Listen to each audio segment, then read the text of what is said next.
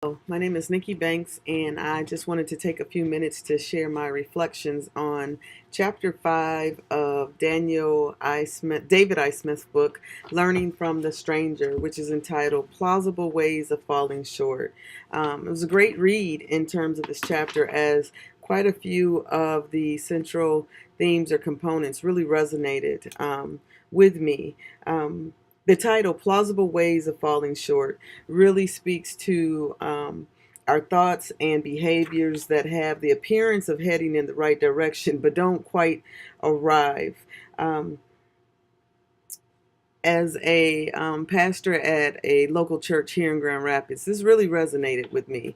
I thought about a couple different instances in which now, from a understanding from a very ethnocentric point of view, if you will, our church sought to do some work for works of service for some in the city of Grand Rapids. We focused in on the Hartside area, and we took it upon ourselves to determine what individuals in the Hartside area needed.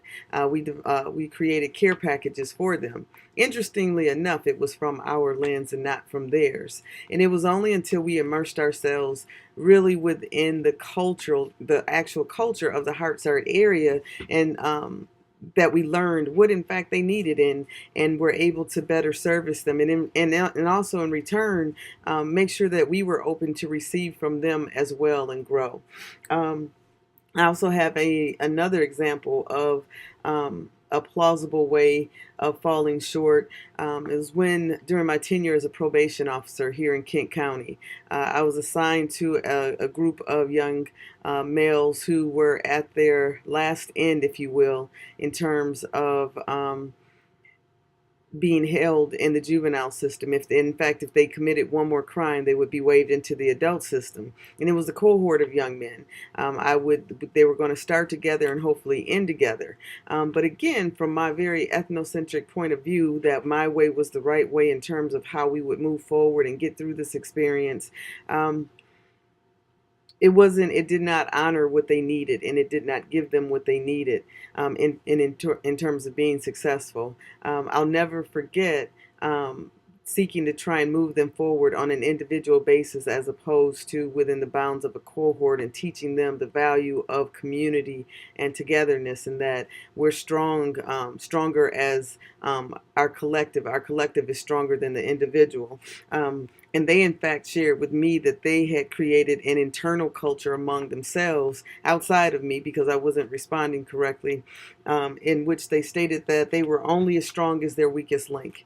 And so I learned from them quickly that that would be the mantra, and that would be the culture that would be created, that we were only as strong, each one and all of us were only as strong as the weakest individual. So that meant that just because maybe three or four were succeeding with all that they needed to do in terms of their court orders, it didn't matter. They didn't feel successful, and we weren't moving together as a unit if even one was failing in an area.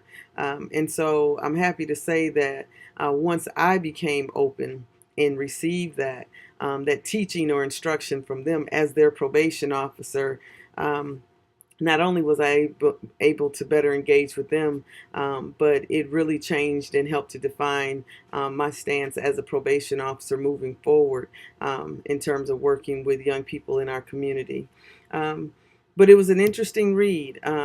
What I really, like I said, walked away with is that in our society, there are those of us that have mastered the art of falling short, and at times not feeling bad about it. From a larger or macro lens, I think about the tone and the climate of our country right now, and that there are some that are in positions of power that really feel like they are able to speak to what others need or should even abide by, without really understanding that their actions are actually hurting folks. I look at our government and the way in which they're engaging with immigrants that have been deemed to be illegal in our nation, with trying to make some sense of that situation, but stripping children from parents. etc., etc. And so this chapter really causes us to pause and to acknowledge that we don't always have the answers, or better yet, that our ways are not always the best ways. And when we recognize and understand that, we need to stop and change our course of action and understand that others in the midst of our work can be a blessing to us. Thank you.